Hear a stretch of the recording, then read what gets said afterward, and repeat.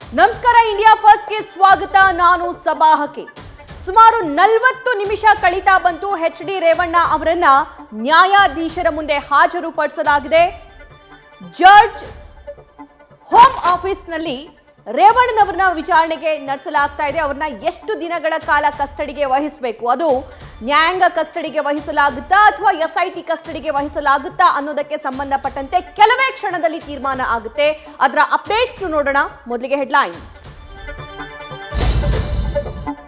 Kidnap ಪ್ರಕರಣದಲ್ಲಿ H D. Revanna ಮತ್ತಷ್ಟು ಸಂಕಷ್ಟಕ್ಕೆ ಸಿಲುಕಿದ್ದಾರೆ. ಇದೀಗ ಮಾಜಿ ಸಚಿವನ SIT ಕೋರ್ಟ್ ಮುಂದೆ ಹಾಜರುಪಡಿಸಿದೆ. ದಳ ನಾಯಕನನ್ನ ಕೋರ್ಟ್ ಪೊಲೀಸ್ ಕಸ್ಟಡಿಗೆ ನೀಡುತ್ತಾ ಇಲ್ಲ ನ್ಯಾಯಾಂಗ ಬಂಧನಕ್ಕೆ ನೀಡುತ್ತಾ ಎಂಬ ಕೌತುಕ ಮೂಡಿದೆ. SIT ವಶದಲ್ಲಿರೋ ರೇವಣ್ಣಗೆ ಇವತ್ತು ವಿಚಾರಣೆಯ ಮಾರಥಾನ್ ನಡೀತು. ಈ ವೇಳೆ ವೈದ್ಯಕೀಯ ತಪಾಸಣೆ ವೇಳೆ ಕೊಂಚ ಆರೋಗ್ಯದಲ್ಲಿ ಏರುಪೇರಾಯಿತು. ಆದರೆ ಜಡ್ಜ್ ಮುಂದೆ ಹಾಜರು ಪಡಿಸೋಕು ಮುನ್ನ ರೇವಣ್ಣನ ಸಿಟ್ಟು ನೆತ್ತಿಗೇರಿತ್ತು. ಇದೆಲ್ಲ ರಾಜಕೀಯ ಷಡ್ಯಂತ್ರ ಅಂತ ಕಿಡಿಕಾರಿದ್ರು. ಸಂತ್ರಸ್ತೆಯ ಕಿಡ್ನಾಪ್ ಕೇಸ್ನಲ್ಲಿ ರೇವಣ್ಣರನ್ನ SIT ವಿಚಾರಣೆಗೆ ಒಳಪಡಿಸಲಾಗಿದೆ.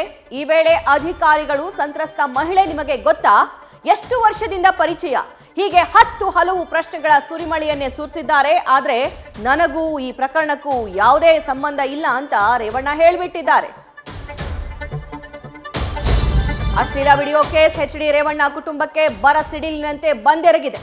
ದೇವೇಗೌಡರ ಪುತ್ರನ ಬಂಧನದಿಂದ ಇಡೀ ಕುಟುಂಬಕ್ಕೆ ಮುಜುಗರ ಒಳಗಾಗಿದೆ. ಇದೆಲ್ಲ ವಿಚಾರಗಳ ಬಗ್ಗೆ ಚಿಂತಿಸ್ತಾ ಇರೋ ರೇವಣ್ಣ ನಿನ್ನೆ ರಾತ್ರಿ ನಿದ್ದೆ ಇಲ್ಲದ ರಾತ್ರಿಯನ್ನೇ ಕಳೆದಿದ್ದಾರೆ.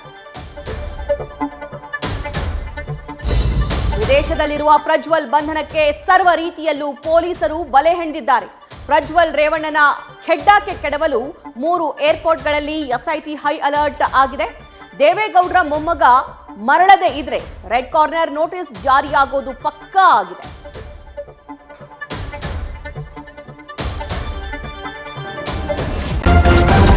ನ್ಯೂಸ್ ಫಸ್ಟ್, ನಿರ್ಭೀತಿಯಿಂದ ನಿಮ್ಮ ಪರವಾಗಿ.